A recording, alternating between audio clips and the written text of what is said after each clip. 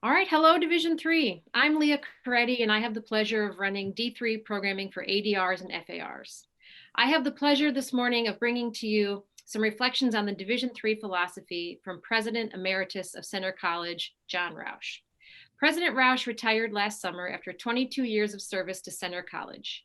In that time, not only was he an advocate for the value of intercollegiate athletics, he was also active in the NCAA committee structure. President Roush has many and deep connections with intercollegiate sport, as you'll hear from him in this interview. As the leader of Center College, President Roush's legacy includes a 40% growth in the size of the student body, an increase in its academic profile, and also in its overall diversity and international focus. President Roush described Center as a place for high achievement and high opportunity, where he grew the college's first-generation student population significantly. President Roush was described as a force of energy, imagination, integrity, and quality at the highest level by a former board chair, who also noted that he will be missed by students who have benefited from his warm smiles, genuine caring, and constant support. So welcome to President Roush. Can you start us off by sharing what has been your career and life exposure to the Division III model of sport? Thank you, Leah, and thanks for that kind introduction. I'll try to be quick on these things and hopefully allow enough time for some of the more substantive questions you might have. I was one of those kids growing up, probably took athletic sports more seriously than I might have, though I was encouraged by my parents to be a good student as well. But my experience with Division III really occurred when I came to Center College. I was an Ohio U undergraduate. That's where Susie and I met, and had a wonderful experience there over 4 years as a student athlete. Came out of Ohio U, went to Miami of Ohio as a football coach for 5 years, and had a chance to be a part of 3 championship teams there. And then really moved to the University of Richmond, where I was actually involved in supervising athletics, worked with a terrific person by the name of Chuck Boone. Some of the folks on the call may know that name. And really there began to work on more the administrative side, the governance side, if you will, of athletics. And then when I came to Center College in the July 1st of 1998, I was very much aware of Center College's rich tradition for athletics for both women and men, and really wanted to accentuate that. And what I found was over the period of time from when I started back in 1972 to when I arrived here in 1998, in my opinion, Division I and even Division II sport had really gotten so professional. That's not right or wrong; it's just different. And I arrived here at Center and found that Division III athletics is where I think I want to stake a claim for the kind of experience that provides students with a chance to really have a meaningful academic experience alongside a competitive, fun, joyful experience in athletics. The kind of coaches I've seen here at Center and other Division III institutions are folks that you would want your daughter, your son to play for, to learn from. The kind of student athletic experience we have here at Center is just top rate. And I've become a real advocate for the way we do it in Division III, for the kind of experience that the students who come here and they do want sport to be an important part of their life. That's the thing I think you have to be sure you communicate to families, is that if a young person comes here and intends to play, they want to have a first-rate athletic experience. They want it to be competitive. They want it to be powerfully good in their lives. They also, I think, have a sense that they can learn something from this, if you will, outside the classroom that will add value to their education going forward. I believe in that. I think that's really where it ought to be happening. It really wasn't all that long ago. That was sort of the model in athletic competition in college and universities, really across all divisions. I think we've moved away from that in part, and I think right now we have the ideal model for students who want to learn and compete. Great. Well, with that as a background, what would you describe as some of the hallmarks of the Division III philosophy or the Division III model of sport? Okay. So I guess what I want to be sure I call off is words like balance. I suppose there is a Division III institution out there that sort of goes overboard on the athletic piece and isn't as focused on academic program matters as they should be. I've not run into that institution. And so I really do think that the balance that we create in Division III sport is just right. I do think there are some students who would like us to do more. There are some alums probably who would like us to become a little bit more on the professional side. And clearly, there are parents out there who want to be sure that when they send their son or daughter off, that young person is going to have an experience that will just be lights out. I think we can do that for them, but at the end of the day, I'll come back to a word like balance. The academic, intellectual experience of the student is not sacrificed in Division III sport. We need to do a better job of communicating that. That if you come to a place like Center or another outstanding institution across America that does Division III sport, they're going to have a chance to have a first-rate academic experience, a student life experience that not just resembles, but is quite like what the other students have. If they have a study abroad program, which is so strong at a place like Center, they get to participate in that without any issue. It's a balanced experience, but it also, and I'm repeating what I said earlier, it does have to be high quality. These young people are many times coming out of high school programs that were very intense and very serious, and they like that. They want that. And I think in Division III to provide that kind of rich championship kind of experience for the students alongside an academic program experience that in fact is why they came off to college. As you look at our current environment, which has a lot of challenges, kind of ever more with each passing week and month, do you happen to see any threats to the Division III model in this difficult time for higher ed? Yeah, I do. And I'll call off three different parts of it. The first part is really one that's been gnawing at us for a good while. And that is the desire among some coaches, among some athletic directors. I don't know that I've talked to too many faculty reps who would take us in this direction, but there clearly is a thought in American life generally that more is better. That if we could just be bigger, if we could be more dramatic, spend more money, we could add to the value, the quality of the experience. And I, for one, I want to push back against that. Now, I do think we do need to do things, as we clearly do, at a high level, one that honors the young people who are participating and keeps them safe. That said, I think we need to push back on those who would take us in the direction of more, of longer seasons, more coaches, more things associated.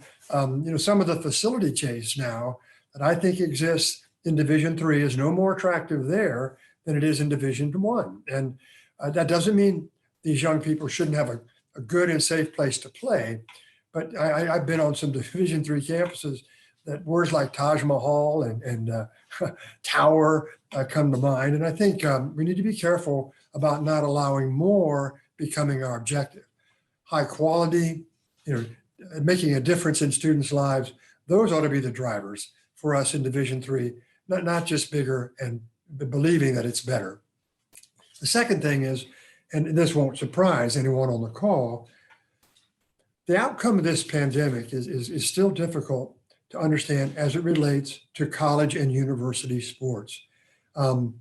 As you know, Leah, we've got a couple things going on. One is the most serious pandemic in our world for the last 100 years, that there's going to have a lot of shakeout. I don't know how that's going to affect some colleges and universities and the commitment that they might even be able to make to sport and to athletic competition. I don't know. That's going to be true in Division I. And I remind our folks on the call that while we may at times be a little critical of Division I, they're the economic driver for what we accomplish in our postseason play, and lots of good things that happen to our student athletes are in fact made possible by Division I revenue. I'm not sure what that's going to look like kind of post-pandemic. There's an enrollment cliff facing American higher education in about 2022. We've known about it for years. It kind of been put on the back shelf because of all the concern, appropriately, with the pandemic. We're now at a point where that is closing in on us, and we're going to have fewer students out there to attract to all of our institutions. What does that mean? for sports? What does it mean for athletic teams, for college and university budgets across the board? So I think we've got a kind of a confluence of factors, those two in particular, and others I'm not calling off, that are going to make our academic athletic experiences complicated at all division levels, and particularly at Division III. There's some articles out there talking about how many institutions, smaller ones, mostly independent ones, that are going to, in fact, go out of business here in the early mid-20s, 2020s. I think much of that is overstated. That said, there's going to be some that do. More importantly, there's going to be a lot of institutions that have to morph and change the way they conduct their business. I don't know that athletics, sport is going to be at the top of their list when they start to have to making serious revenue cuts. I don't, by the way, I take no pleasure in even talking about all this, but in fact, it's a part of the world in which we now live. Then this confluence of the pandemic and this enrollment cliff that is absolutely real in terms of traditional college age students. These things are kind of coming in line at the same moment, and it's going to impact our lives in all divisions of athletic experience, but most certainly in Division III. Well, as we look to wrap up your thoughts here on the philosophy, President Roush, I know that you have a favorite quote about that ties in with the Division III model. I'm hoping that you'd share that with us. And then if you have any particular advice for the ADRs, those vice presidents that oversee athletics, and the FARs, as they look to provide leadership in this model, we'd certainly love to end on that as well. I will do both. He is right. I do have it's a quote from Teddy Roosevelt, the 26th president, and I'll read this, who is credited appropriately with having saved intercollegiate sport, football in particular, back at the turn of the last century. As I share this Roosevelt quote, I remind you that football in the early 1900s at all levels in America had become an ugly, violent sport that was taking lives by the dozens each fall. I should say, too, that while President Teddy Roosevelt has been criticized of late for some of his attitudes toward African Americans and Native Americans, his record as president at the start of the previous century portrays him as a progressive man and leader ahead of his time, albeit a man and leader of his time, 1901 to 1909. So before you jump on the bandwagon to demonize our nation's 26th president, be sure you do your research on who this man was and those things for which he stood. So what did he say, and why might I quote it now? From Teddy Roosevelt's letters to his children, I quote, "I'm delighted to have you play football. I believe in rough, manly sports, but I do not believe in them if they degenerate into the sole end of one's existence. I don't want you to sacrifice standing well in your studies to any over athleticism, and I need not tell you that character counts for a great deal more than either intellect or body in winning success in life. Athletic proficiency," he called it, "is a mighty good servant, and like so many other good servants, a mighty bad master," close quote.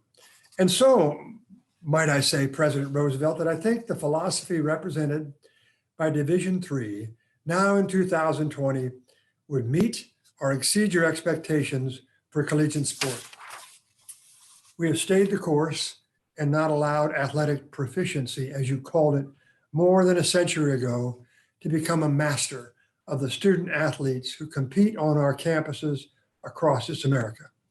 Best practice we are, devoted to using sport and competitive experiences as a way to prepare young men and women for their lives of work and service we are. Building tomorrow's citizen leaders in our classrooms and laboratories and practice spaces and athletic facilities we are. I salute and offer my humble thanks to the Division III NCAA program, profoundly good for our students and for our colleges, and I would argue for our nation. Now, if we were together, I would be asking you all to pepper me with your questions and ideas and disagreements. We're not.